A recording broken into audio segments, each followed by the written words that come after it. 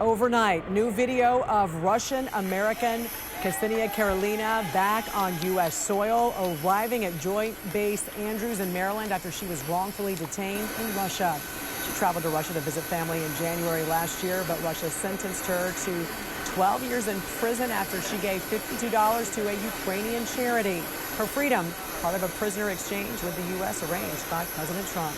That deal is one promising sign of cooperation with Russia as the White House has entered this critical new phase today to try and end the war in Ukraine. And thanks for joining us here on the National News Desk. I'm Jan Jeffcoat. It is Friday, April 11th, and President Trump has another very busy day heading into the weekend. A live look over the White House right now ahead of two crucial high-stakes talks. The first is going to take place in D.C. today, and it's going to be aimed at resurrecting a rare earth minerals deal with Ukraine.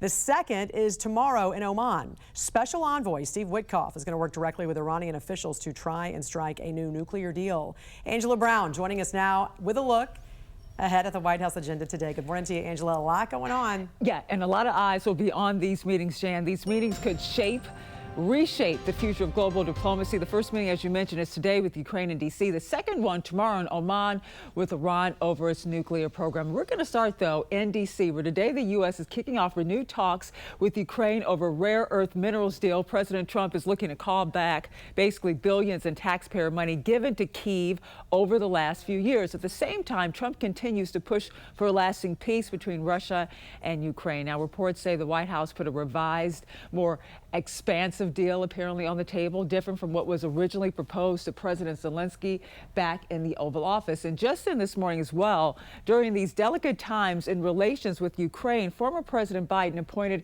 Ambassador Ukraine Bridget Brink plans to step down apparently from her role after nearly 3 years. And turning now to the Middle East, where direct talks are set for tomorrow with Iran over its nuclear program. Secretary of State Marco Rubio saying, you can see it right back here, we've been very clear that Iran is never going to have a nuclear weapon. And I think that's what led to this meeting.